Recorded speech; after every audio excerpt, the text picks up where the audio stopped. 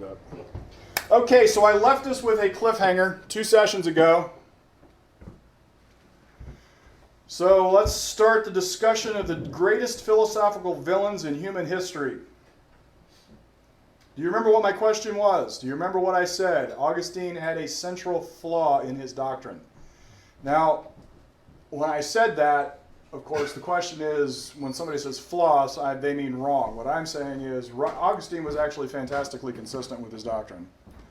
He wouldn't have considered this specifically a flaw. However, it turned out to be a flaw because it opened the door later for other people to step in and challenge some of his root assumptions. Anyone want to give it a whack what I'm talking about? All right, here we go. That flaw gave the world one last glimmer of hope, one last place for man to escape the destruction of human sacrifice. Now remember, the first session I showed you that throughout the whole of human history, the oldest worldly idea on the planet is sacrifice. This is not a uniquely Christian position. This is not a uniquely Christian idea. The whole world has always assumed that man's proper relationship to the world is best identified morally by sacrifice. Augustine is the culmination of that in the ancient world, and he brings it and actually takes those concepts and grafts historic Platonism into what we now know as Christian doctrine. If you are an American Christian in the 21st century, and in particular within the Reform school, Reform teachers, your doctrine, 90% is Augustine. Which means 90% of what you believe is Plato. I know you're scandalized, it can't be helped. All right, so Augustine condemned every expression of human existence, every pleasure, every aspiration, every value. He was ruthlessly consistent in this effort. I can't remember what the passage is, but sometime years ago I was reading a passage, and here's Augustine, and he's trying to root out one last place of human satisfaction, one last thing in human existence, in his own life. And he realized that he got pleasure from swallowing. And so he was in all sorts of moral torment over the fact that he got pleasure out of swallowing, and he kept trying to figure out how he could somehow sacrifice and kill this pleasure too. Augustine was a nut. So this is how determined he was to eradicate human existence as such. So what is the flaw? And here it is. Augustine left one thing for man to desire, and that was the desire to go to heaven. Now here's why this is important. For all of the sacrifice that Augustine is trying to lay on human existence, for all of the self-imposed destruction that Augustine is after, he still allows for this highest virtue, going to heaven, and he says that all of these things that you sacrifice will ultimately impact on some level the ability to get to heaven. Now, okay, Augustine is not at all consistent in this assertion. But it's there. The vestige of this possibility is there. Now here's what this practically means, and the issue is practicality. There is still a relationship between action and outcome. So moral action can produce a moral outcome. There is a direct relationship between morality and action. The moral and the practical still have some tenuous possibilities. Now, in Susan's discussion yesterday, it was actually funny to me because she was talking about marriage and how the church got in the middle of marriage. And it was fascinating listening to the old thinkers basically point out that if you were in marriage and you still abstained, you could gain for yourself a better salvation by virtue of this sacrifice. And this is exactly the concept I'm telling you persisted within Augustinian thought. The successive thinkers still believed that there was a moral action, some form of moral action that man could take that would produce this given outcome. In other words, man could have values. There is an alternative before him. Man could have values, and he can choose those values and get a given outcome. Now, this is crucial because this little shred of possible benefit to human existence actually keeps the door open just enough that by the time we get to the 14th and 15th century, we have man in pursuit of a different understanding of his own existence. We have man realizing that he can take actions that benefit his life. So that little itty-bitty crack starts to get wider. By the time we get to St. Thomas Aquinas, we have the reinstitutionalization of reason. And so now we have the first formal presentation of Aristotle, which is effectively man-centered, earth-centered, much to the scandal of the Catholics. So here's St. Thomas Aquinas, who ultimately lays the theological foundation that makes it possible for man to have his own existence. Now that is in basically 1250. We fast forward a few more years and we finally get to the Age of Reason and the Enlightenment. Now here's the thing. The Age of Reason and the Enlightenment might have been successful. The Age of Reason and the Enlightenment, there were so many advances in human prosperity, human development, human understanding from effectively the 16th century to the 18th century that the church may never have recovered. It's possible the church would never. They knew they were getting close to being laughed out of existence. And so now we're going to be introduced to our first villains. John Calvin's doctrine, and here's the problem with John Calvin. John Calvin's doctrine closed the door on human self-interest as such. His doctrine of double imputed depravity and the corollary doctrine's progressive sanctification eliminates even a trace of self-interest in God's plan. Did you hear what I just said? His doctrines of double imputed depravity and the corollary doctrine of progressive sanctification eliminates even the trace of self-interest in God's salvation plan. In the general conversation at the end of my last discussion, the question came up, if you put anybody in front of God, you're casting a shadow on God. And here's the problem with that concept. There is no human agency in God's salvific plan if you're a Calvinist. Zero. That means you pastors, you're useless. You serve no function. What you say good, what you say bad, what you say indifferent, it does not matter. God has already imputed whatever he wants, whatever outcome he's after. There is no relationship between action and outcome. There is an absolute separation. I don't know how much more emphatic to make this. If you are a Calvinist, I often hear this out of church parents, particularly on the blogs. You go tool around the blogs for a minute, and you get the wailing and tumulting of the discernment blogs, and they're like, oh, woe is us, one more thing that happened. And invariably, some parent will step on there and go, I really wish you guys would change your tone, because if you change your tone, our kids, they're kind of weighing in the balance here. They're trying to figure out which way they want to go, and if you guys talked better, maybe they'd actually choose church. And invariably, I'm like, no. Actually, the tone on the blog is irrelevant. If they're going to hell, it's because God wants it that way. Right. Period. Right.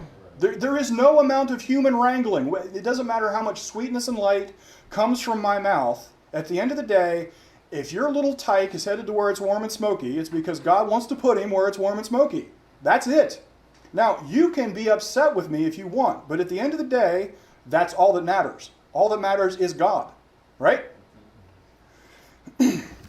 Well, we find its root fantastically in Calvin. Calvin was clear. Man can have no trace, no hint, no breath of good inside him. Any aspiration to any value, any good is proof positive of total depravity. That's his logic. Paul, am I telling the truth? Right. Yeah. So man is morally condemned for even wanting to want to go to heaven. Philosophically speaking, John Calvin made it morally, and for heaven's sake, John. Philosophically speaking, John Calvin made it morally an existential liability, separating the moral from the practical, absolutely. So with Augustine, there was a vestige of moral practicality. Man could at least aspire to the good. He could aspire to go to heaven. Whether God would elect him was another issue, but man could at least wish. But in Calvin, even the desire to go to heaven was proof of moral corruption. So, as an aside, you ever wonder why people get upset? There's all this wailing and gnashing of teeth when a Calvinist pastor gets caught and getting one more scandal. I always think this is hilarious. You know, the discernment blogs start wailing and moaning and gnashing their teeth and wringing their hands and talking about, oh, woe is us, how did this happen again? And I'm always like, you know, they kept telling you they were just wretched old sinners. They were depraved.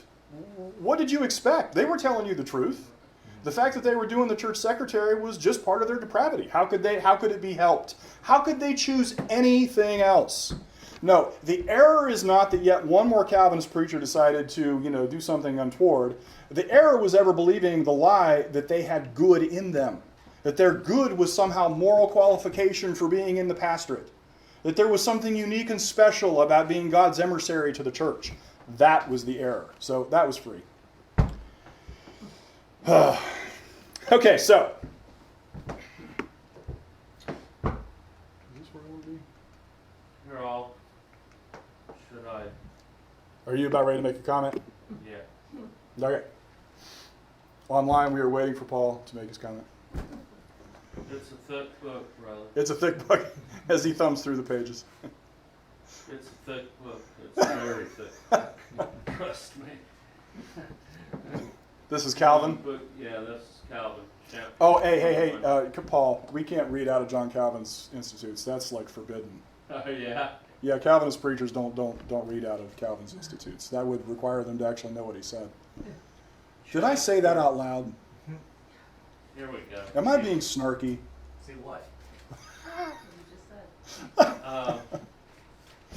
I'm sorry it took so long to find it.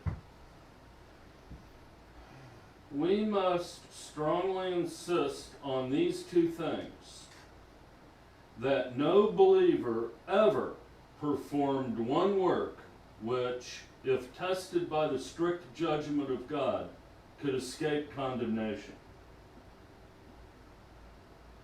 You've never done anything in your life that God wouldn't condemn. Same with you. Even as a believer, you have not done one thing in your life that God would not condemn. So could you actually give the reference of that? That's Calvin's Institutes, right? Yeah, this would be third book, 14th chapter, section 11. Third book, 14th chapter, section 11, Calvin's Institutes. First sentence. First sentence. There you go. Yeah, I know, you guys, you Reformed theology types, you're not allowed to actually read John Calvin's words, so don't worry. We won't tell anybody. Okay, so here's where we are in human history. I'm going to fast forward. I actually put this up here because I wanted you to see this is not really in a vacuum, this progression. Many things happen intellectually coming this direction. Lots happens. But here's John Calvin, and I want you to notice, actually that actually is wrong. This should be about, yeah, that's close, that's right. So anyway, here's Immanuel Kant. In the course of human thought, John Calvin's work becomes the defining expression of Christianity in the 16th century. And it is my contention, and this is my personal contention, I have not written a dissertation on this, but this is as I evaluate the evolution of Western thought, this is my contention, that without his philosophical system saturating the whole of European thought, Immanuel Kant would have remained a fussy little Puritan in Königsberg, Prussia. I lay Kant's success at Calvin's feet. And oh dear God, his success. Without Calvin's specific brand of total depravity drilled into the minds of European thinkers, I submit that intellectuals would not have been theologically predisposed to accepting Immanuel Kant's premise. In a moment, you will see why I say that. So in the TANC 2014, I detailed Augustine's profound impact on 16th and 17th century impact and how man crawled out of that primordial ooze. I explained how we went from Augustine effectively to Aristotle and then effectively through these people, minus these two guys right here, to the age of reason and John Locke. I detailed that in 2014. If you want to go see how I talked about that, please go back and revisit that information. By the time we get to the 17th century, philosophers are aware that they need a new start. They need to throw off Augustinian metaphysical and epistemological framework. They know that mysticism and dogmatism wreck everything it touches.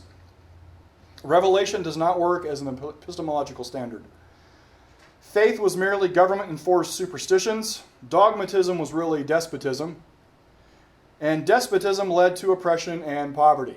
This is what the thinkers through that time period knew. They had lived it, they had seen it, they had seen the cycle over and over. They knew they needed something different.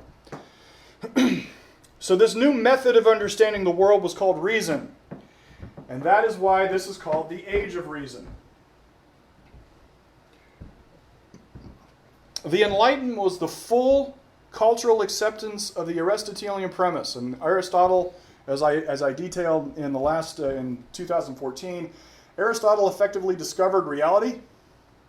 He discovered what we would call today objectivity. And ultimately, that led to the ability to identify the broader world. And he was ushered back into Western thought by St. Thomas Aquinas. So the fundamentals of the Enlightenment were, the world is rational, man is rational, the universe is benevolent, man can understand the world and master its secrets. Metaphysically, this meant man was competent to understand his own world. And this was revolutionary. Up until that time, the world was malevolent. By way of example, notice how medieval churches, the artwork on medieval churches. Gargoyles, darkness, death, right?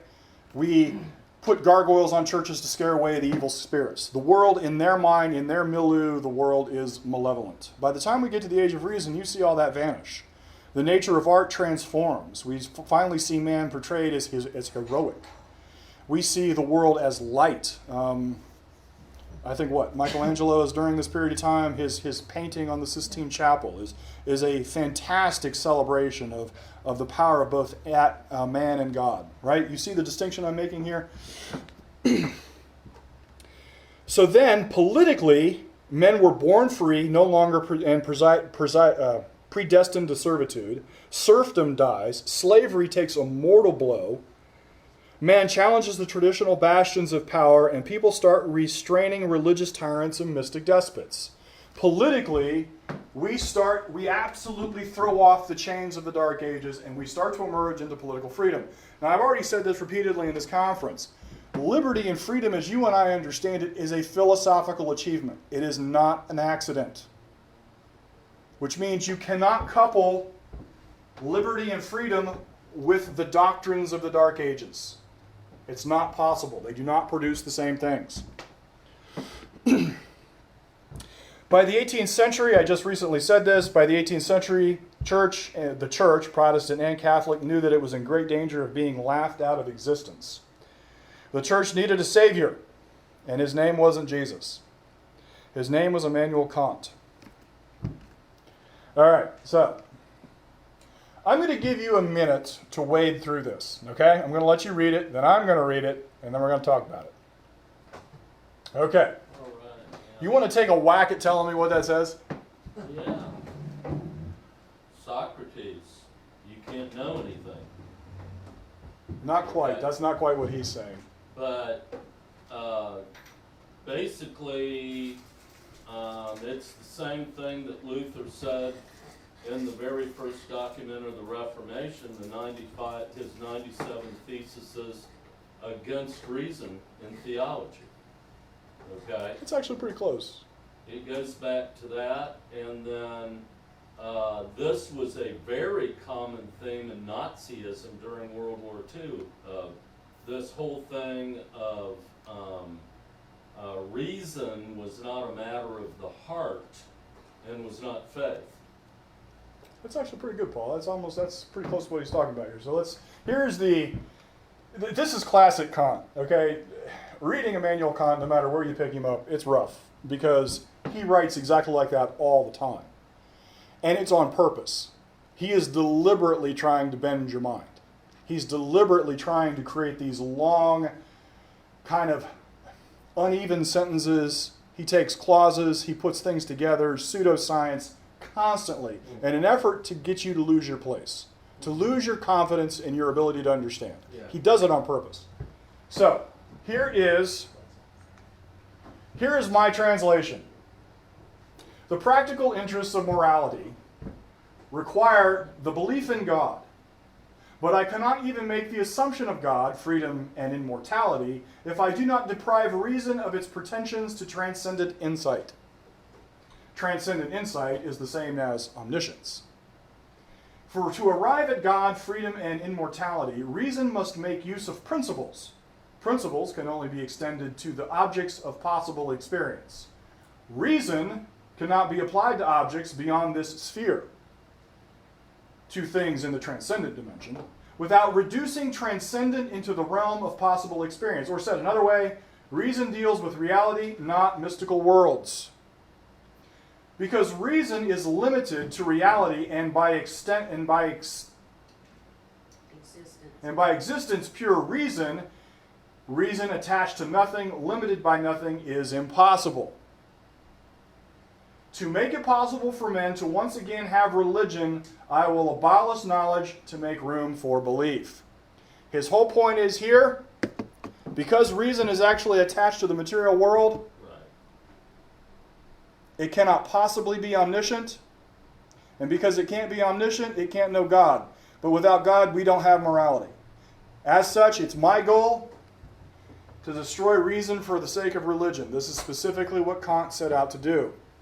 And he actually did a pretty good job. Well, that's Luther as well. Oh, well, actually, this is Calvin. Well, you'll see it in here in a minute.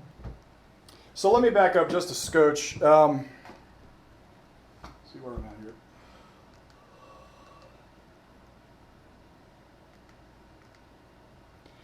Let me back up just a touch. Here's the thing. Kant was a genius. In the world of philosophy, the comprehensive nature of what he did is probably only paralleled by Plato and Aristotle. So he's no lightweight by any far stretch of the mind. He's not an idiot. He was actually very intentional about what he did. So I say that because some of the things you're going to hear, you're going to be like, you got to be kidding. How could anybody possibly believe that? So here's the thing. I'm really not qualified to discuss the full scope of Kant's thought, and so I'm not even going to try. And it would be very tedious and it would take us weeks to get through. So what I'm going to do is I'm going to give you a summary of what he taught. All right, here we go. The real world is unknowable, and reality doesn't exist. Man makes up his own reality. You're like, what? Okay, let me expand. Who would believe that? Well, pretty much the whole Western world. Let me give that in more detail. Man cannot know what Kant calls the nominal world. The nominal world is the real world. Kant describes this realm as things in themselves, for a whole list of reasons that we won't discuss. By contrast, man does know what Kant calls the phenomenal world. Reason knows this world because he makes it up. And he knows this phenomenal world through a whole series of processes that we're not going to talk about. His logic goes like this. Because man has eyes, he can't see things in themselves. Because man has ears, he can't hear the nominal world. Because he has skin, he can't feel. Because he has a tongue, he can't taste. Because he has a mind, he can't know anything. This is Kant's philosophy, his metaphysics. You're like, what? Who would believe that? Pretty much the whole of the Western world. So,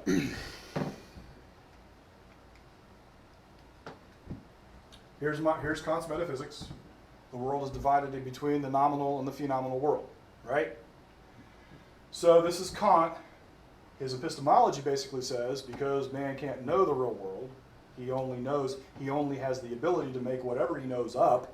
So his epistemology is basically man can't really know all that much at all. So the next question is, with this in mind, you've been listening to me now for a few years, you know that this all integrates. Take a whack at what he thinks ethics is. So, here is Kant's argument.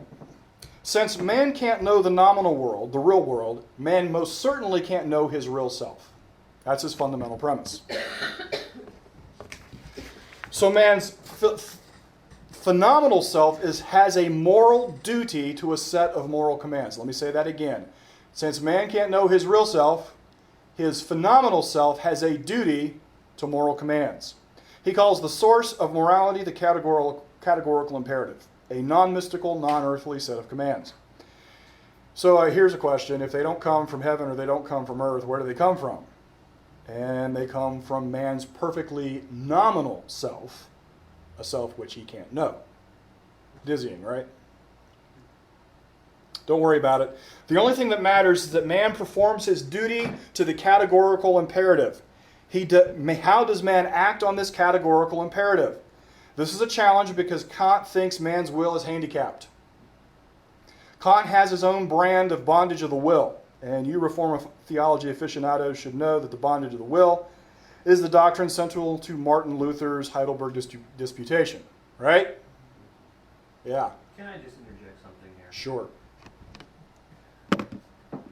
Do I even need to point out that if what he's saying is true, he has no claim to what he's saying?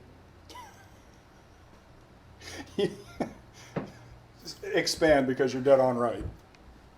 If man has no true knowledge, how can he even know what he's saying is what it is? Yeah, there's that. Socrates, true knowledge and knowing is knowing that you don't know. That's Socrates. But then you don't even have a foundation to even make that statement. Whatever the philosopher kings think is best. Yeah. Because you can never know if it originated with you.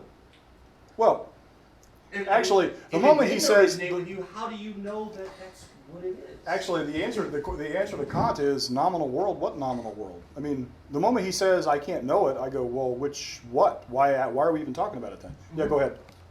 Because we know that man cannot know. We are God's anointed to lead mankind through the fog of the material world.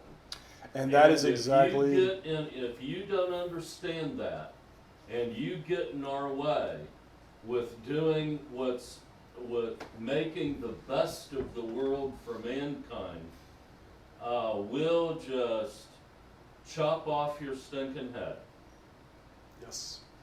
For the sake of the collective. For the sake of the collective good, off goes your head. You got it. So here's Kant's brand of bondage of the will. By the way, as an aside, you Reformed theology aficionados in the sound of my voice, if you don't know Luther's bondage of the will or his Heidelberg Disputation, you must resign your pastoral position and hand in your member card immediately. They won't let us turn in our member cards. They'll excommunicate us. We need their permission. You need their permission to get excommunicated to leave. That's hilarious. I know I'm really hammering on you guys online. I get it, but you know what? I'm up to here. When you start talking to people about Reformed theology and the people pounding the pulpit the hardest for it don't know this stuff, and you're like, how can you have any credibility whatsoever? I don't get it. I just don't. Anyway, that was free. I digress. We know you're watching. Yeah.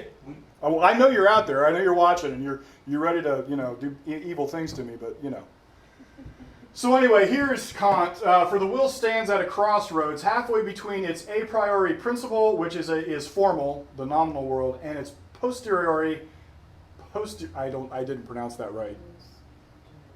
Posteriori incentive, which is material, the phenomenal world. Basically, what Kant is saying is your will stands nowhere. That's his point here. Your will is ineffective because it's neither place. It's kind of nowhere, which is absurd, but nonetheless, that's how he arrives at his own bondage of the will. Kant's solution to the will being nowhere on how it's handicapped is what he calls duty. So here's how it goes. Because the will can't really do anything because it doesn't sit anywhere, man has to have a method by which he can take action, and he calls that duty. And here's how he describes it. Thus, the first proposition of morality is that to have genuine moral worth, an action must be done from duty. The second proposition is an action done from duty does not have its moral worth in the purpose which is to be achieved through it, but in the maxim whereby it is determined. Its moral value, therefore, does not depend on the realization of the object of the action, but merely on the principle of volition by which the action is done irrespective of the object of the faculty of desire. That's a wordy way of saying the only thing that you have a choice to do is to take action based on this thing called duty. That action has no intrinsic moral worth. It doesn't matter what the outcome is. Actually, the outcome is antithetical to its moral value. It's very important. The third principle is, as a consequence of the two preceding, I would express as follows. Duty is the moral necessity to do an action from respect for law. Now remember what I told you John Calvin did. John Calvin separated morality from practicality. Immanuel Kant has just created the secular version of the exact same concept. With this summary right here, Kant is saying that there is no relationship between morality and action. They are hostile to one another. But oh, it gets worse.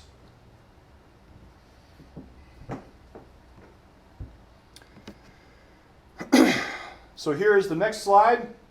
The submission of man's will to a law without the intervention of another influence on his mind is a far more worthy purpose of man's existence, the supreme condition to which the private person of man, for the most part, defers. So here's man's highest purpose. It is to be done in accordance with law because it is his duty to act, and for no other reason is its duty to act. He doesn't need a reason because reason is irrelevant to moral action.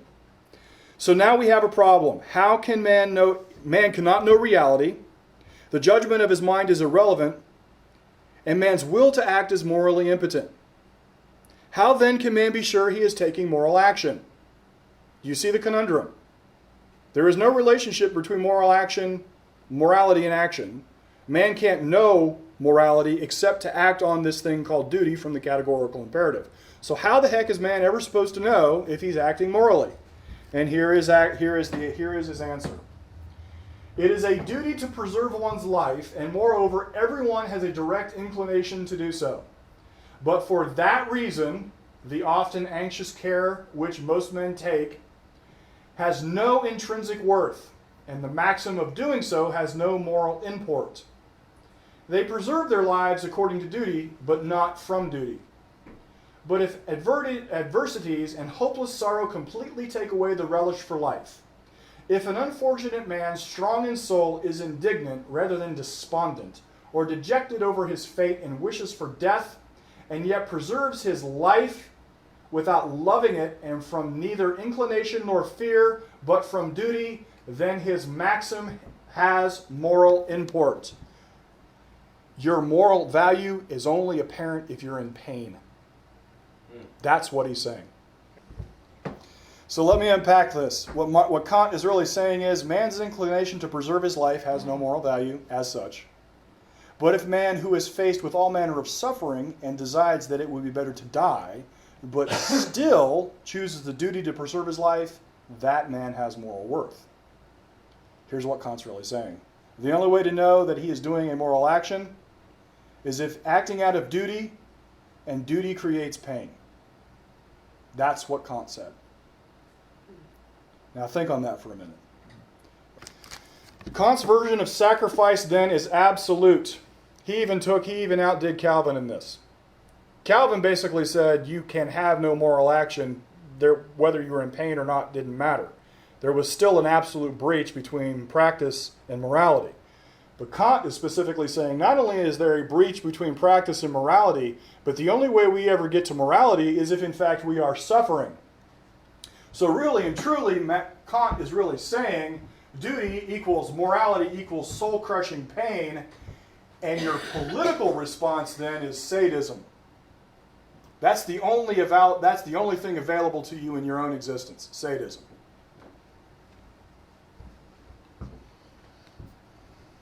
Notice that this places sacrifice as the highest philosophical principle. Human sacrifice is done for the sake of human sacrifice in pain. Yes, Paul? Heidelberg Disputation Thesis 20. He deserves to be called a theologian who comprehends the visible and manifest things of God, seen through suffering and the cross. all reality is only perceived through through suffering. Yep. I told you, this is the guy that came. Here's the challenge they had. The church was being laughed out of Dodge. They were being laughed out of town. The problem is that all the philosophers up to that time were rejecting the church as such. Kant steps in and gives a secular version of effectively the exact same body of doctrine.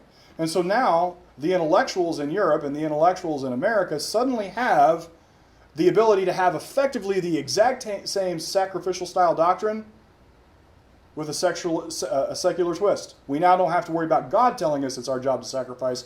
We can now find another reason why people must sacrifice. And why must they sacrifice, Paul? Because our political powers require that we have authority and control over the people. Kant's version. He had a crossover into the church, didn't he? Oh, well, the fact of the matter is that Kant saturates pretty much everything. Modern Christianity, with Calvinism in mind, modern Christianity is saturated with Kantian thought. Yeah, because if I remember correctly in my studies in the 1950s, he speaks at Fuller Seminary several times, and he was a big hero at Fuller Seminary. No, Kant would have been dead before then. Really? You're probably thinking of Reinhold Niebuhr. Who? Reinhold Niebuhr. Because Reinhold Niebuhr was a second generation Kantian. That's my guess. Okay. Kant's version of sacrifice is absolute. Duty is the driving force of moral action. Pain is the indicator of moral success. Notice this places sacrifice at the highest philosophical principle. Human sacrifice is to be done for the sake of human sacrifice and human suffering. Let's evaluate. Now you'll begin to understand why I started where I did. Life requires the pursuit of values. You can't get away from it. If you're going to live as a living being, you must pursue values that sustain your life. But duty requires that man receive no values to any action. Proof of moral action equals pain. Therefore, the ideal moral state is total moral dissipation, total non-value, a total state of self-imposed ongoing agony. Man's desire must collide with his duty. Man must rebel against his desires. Men must feel pain in the conflict. Kant's philosophy is a perfect secular overlay of Calvin's doctrine.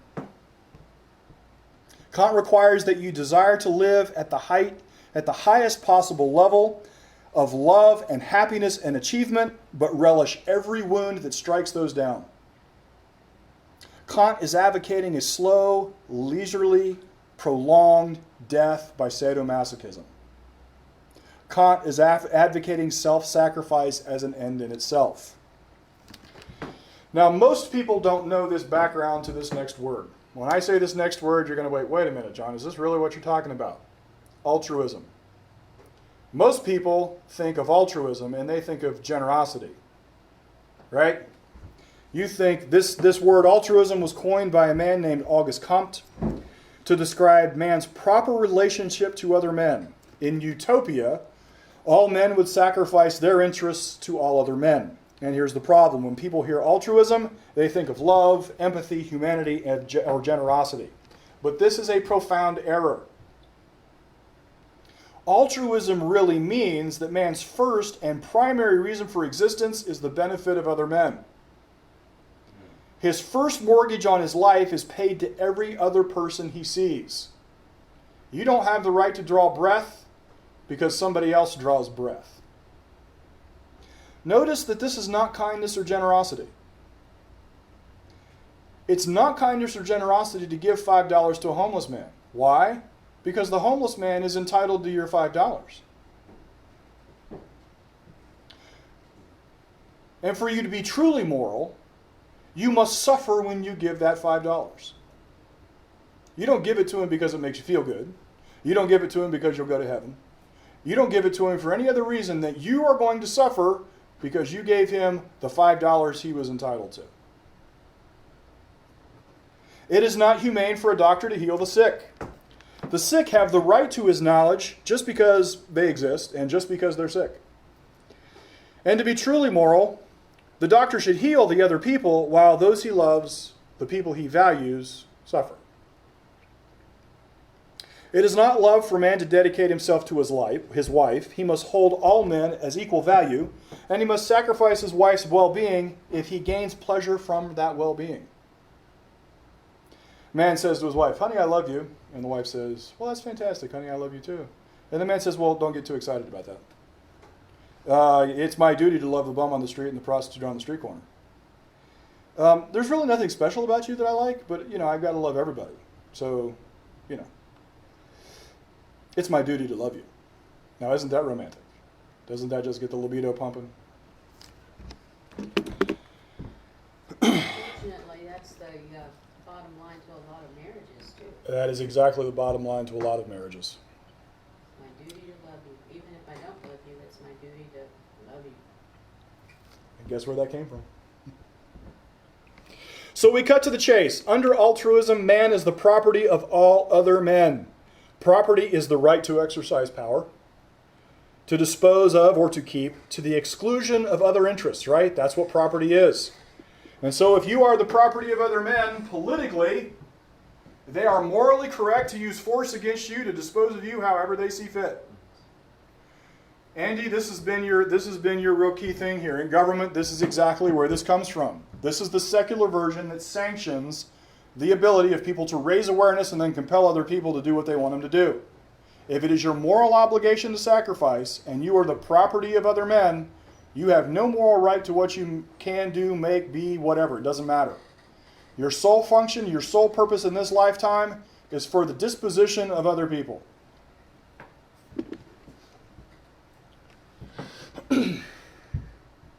If some people refuse to sacrifice, it is moral for men to kill the selfish people. How can murder be moral? Well, guess what? Under Kant, it's actually very simple. Watch this. Actually, it's true under both Calvin and Kant's moral framework. It's simple to commit genocide with this moral expectation. Watch this. As long as the tyrant does not want to kill people, and he does so at no personal gain for the benefit of other people, it is moral to kill 7 million Jews. Do you see it? The moral standard basically says you can do any action as long as you don't enjoy it. Indeed, if you suffer from it and you do it in behalf of other people, it doesn't matter what you do next. And that goes back to the question that you asked 2 years ago. How can good men allow bad things to happen? That is exactly right. And what they have done is they have changed the definition of good. That's exactly right. From a metaphysical root. Yep. From the metaphysical root. You got it. You exactly understand. Now here's why this has become so important. Most men couldn't, their metaphysics and their epistemology, actually your video asking people about philosophy on the street is really funny because most people, it's inexplicit. They don't know what this is and they don't care. Most people encounter a philosophical system at the point of ethics. Now, even though they encounter it here, and this is inexplicit, this implies all of this. And that's how they get sucked into the problem. Most people encounter Calvinism at the moral point. They go to church, people tell them this is what's moral, this is what's good, this is what's bad. And then eventually they realize that why it's good and bad is directly related to these metaphysical, epistemological, and metaphysical presumptions. And then they encounter ethics here, and then they go to the pastors, and the pastors assume it's their right to compel them to any given action. Well, it's all consistent through the entire progression. That's the important part. And that's where we are in American history. And now you understand why, I think I told you this before, this is man's current moral choice in America. Sadism equals sacrifice enforced at the hands of others. Masochism equals self-inflicted sacrifice. Here's what Calvin and Kant really created. Morality is man's executioner. There is an absolute breach between morality and action. Man can never, ever, ever hold a value. Man must sacrifice his values in the most painful means possible, which means that Kant closed the door on human value with ruthless precision. And it is for this achievement that Immanuel Kant is the true destroyer of humanity, and altruism is the evil that saturates American Christian churches.